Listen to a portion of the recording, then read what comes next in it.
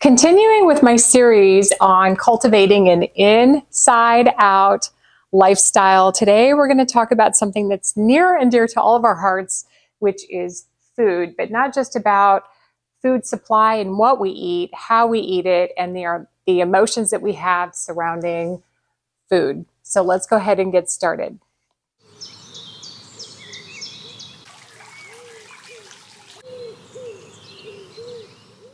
So the new year is so often the time when it's just very common to look for the Holy Grail of diets or food plans to finally reach personal goals regarding food and weight, etc. And it took me a very, very long time to realize that there is no Holy Grail. And it's crazy being on YouTube. I end up going down the rabbit hole, and I've read a lot of books, and there are lots of different camps and tribes regarding different ways to eat. And but I think really the data is on the side of whole, natural, from the earth food, and eliminating all of the chemicals and all of the additives that go into pre-made food. But that's just a food supply topic, and we'll get into that in a little bit. But more so than what we eat, there is something called the Logos. And the Logos is divine wisdom and order that is found in the universe. Every religion has the ideas of the Logos. For Christians, we see the Logos in the form of a human. Divine wisdom and order and beauty in the form of Christ, Jesus, who walked the earth. And so there is no Holy Grail per se, as far as like how to do something, as much as the journey of becoming. And that includes having the body that we want, the weight that we want, and the life that we want. It's a journey, step by step, as we develop wisdom over time. So opposed to the quick fix or finally finding the Holy Grail that's the answer to everything, the journey is only based on little choices, little attitudes, behaviors, and thoughts that we experience, moment by moment of every day, over time, step by step, left, right, until it adds up. And a lot of times those choices are very boring and monotonous, tedious, but that is the journey to getting where we want to go. One of the things that comes up in conversation often around food is people who grew up with parents who grew up in post-World War II era. And the dinner table meant that you had to clear your plate. You had to clean your plate, or at least finish your vegetables. Everybody has stories. I would say my dad, my kids, and all the cousins called him the garbage disposal, because whenever we were up for dinner, if they didn't eat everything on their plate, he would. And it's not just because he was hungry, but it's this idea of not wasting food. And I would say I had a revelation for myself, because I would find myself eating things that I really didn't want to eat, or wasn't entirely palatable, but I would eat it because I felt responsible for it. And one day I just decided, I'm not the garbage disposal. The trash can's going to be where the food's going to go, but it's not going to be me. And that was a big aha moment for me, to realize that there's a choice, and it's not going to be it's not going to be me. I'm not going to treat myself that way. So, um, and that really very much segues into our food supply, because sometimes we keep things in the refrigerator that are outdated, or that really aren't palatable anymore or aren't good for us, but we keep them and we keep thinking, okay, I'm gonna get to those because we feel responsible. When in fact, we are first and foremost responsible to take good care of ourselves. Um, so that I wanted to share that with you. I think it's a really important start to the new year, is how we take care of ourselves. And that, when I say inside out lifestyle, that's taking care of who we are in every way on the inside. Something that is rarely talked about is emotional eating. I think, emotional eating is something that is easy to feel ashamed of, and yet it can be a very profound experience for many of us. Who doesn't turn to food when they're stressed or anxious or worried? I know that's my tendency, and many of my clients as well. And so it is really very much of the epicenter of how we eat and getting kind of healthy with how we eat and when we eat. There is a wonderful book called Women, Food, and God by Janine Roth. And I read this years ago, and she gave me some really amazing insights, but I think I'll give away maybe the biggest point that she makes. And that is, she taught me that we can be a woman or a man of great faith, except when we're really stressed. And in the moment that we're really worried or anxious, in that moment, if we think the only thing that can soothe us is a chocolate chip cookie or a bag of chips, the truth is, in that moment, we don't believe that anything else can help us. We don't believe that God could meet us in that place. And it gets complicated because that goes back to our childhood. We're literally repeating the relationships that we had with ourselves and with our parents and family, siblings and friends, maybe teachers. And that relationship is actually mimicking or mirroring itself with how we're trying to satisfy ourselves with food, rather than a trusted connection, relationship, and especially with God. I highly recommend the book, but also the simple fix is, when we catch ourselves having a strong craving because we're feeling helpless, or afraid or anxious, in that moment, that's when we can walk away, take a walk, and be helpless before God, asking for what we need, turning to God, turning to a friend, and not getting locked away in isolation just with a cookie or something to soothe ourselves.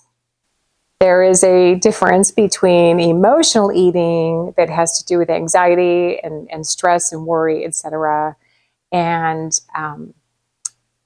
bored eating or feeling fidgety.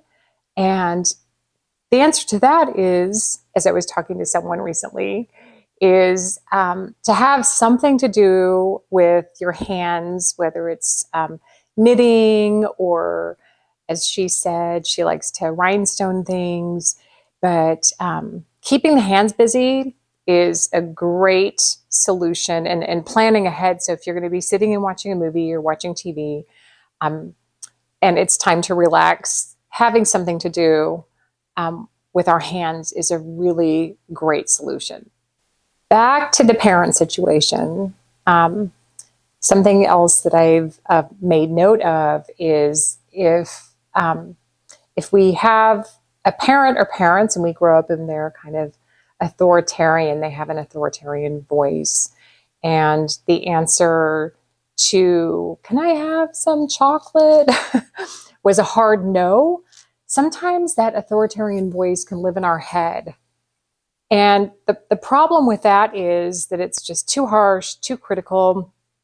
I think I went there a little bit last week when I was talking about um, journaling and focusing on the positives, because sometimes that very negative, hard no, what it does is it elicits a response in us that fights for our independence. So when it comes to being too hard on ourselves, like, nope, I'm not having any more sugar, um, immediately the next thing we're going to do is eat the thing that we don't want to eat because we're fighting for our independence. And so that's an internal, that's a brain battle, that's a mind battle at the battlefield of the mind. And so I think the solution to that is having a soft no, like, nope, not right now, maybe later. And it just doesn't elicit the same kind of internal response. And yes, it's a conversation that's happening inside of our heads, but it's one to be aware of, and it's a very common thing that I've heard of. So as I mentioned earlier, I've read a lot of books about, I would say, the different camps of eating, from everything from keto to vegan and everything in between. And nothing really made sense to me. You know, when we get back to the idea of divine reason and wisdom, um, I am a data person, and I just want to know, like, you know, what actually is healthy. And the problem with all the different camps are that it limits a whole swaths of food, which is fine. I respect anybody's right to eat whatever they want. Um, for me, the most reasonable thing that makes sense to me is a book written by Dr. William Lee. He has a YouTube channel. I've mentioned him before, but this book, Eat to Beat Disease, it's just reasonable. And what it was kind of fun is to see how, based on studies, what kinds of whole foods help our body to build a really strong immune system and to become as healthy as we can become.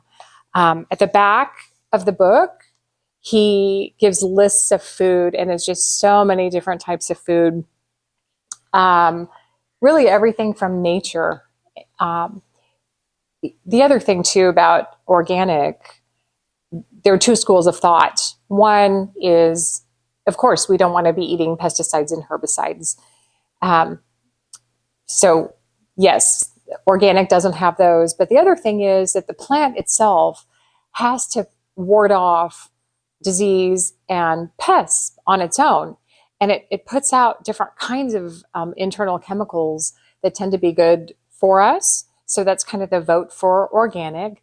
And yet, I would also say the studies on reversing disease, when controlled studies, when people, or in controlled studies, when people start eating a plant-rich diet based on whole foods, meaning fruits, vegetables, nuts, grains, pulses, legumes, and minimizing their meat intake. The studies show that you can reverse disease, and organic didn't have any bearing on disease reversal. It has more to do with just getting in loads and loads of really fresh, natural foods. So that's my recommendation for the year, is Dr. Will Lee's amazing book, Eat to Beat Disease. And lastly, I have a fun New Year's challenge for you if you should decide to take it. And that would be to get the New Year started off right. It's kind of very physically cathartic to pull everything out of the refrigerator. And I mean, that's everything. And take a look at the date, look at how many chemicals are in it. And if it's not something that is, you know, just amazing for your system, choose the trash versus your own body. It's a very physical way of saying, this year I am going to make myself a priority. And I do have a fun kind of story. Probably, gosh, it was maybe 15, close to 20 years ago. My mother-in-law of 18 years, they had this huge um, restaurant refrigerator in their kitchen. And so she would put all of her condiments on these trays and they would get kind of pushed to the back of the fridge. And one Christmas season holiday, my husband at the time, my daughter's father, pulled out these trays and brought them into the living room and started going through them with a big trash can. And looking at every date, um, there were condiments that were 20 years old. There was green fuzz and blue fuzz and yellow goo. And we turned it into this big fun thing. But I mean, the reality is she cooked. And I think she only cooked with a few things that were in the front of the fridge. So none of us ever got sick. And she was really a very amazing cook. So, but just a fun story about, especially condiments that can hang on the door forever. So anyway, that's it. I've shared the best of what I know about food and everything to do with food consumption that is mind, body, and soul. And I hope some of these tips have blessed you today. And I look forward to seeing you next time.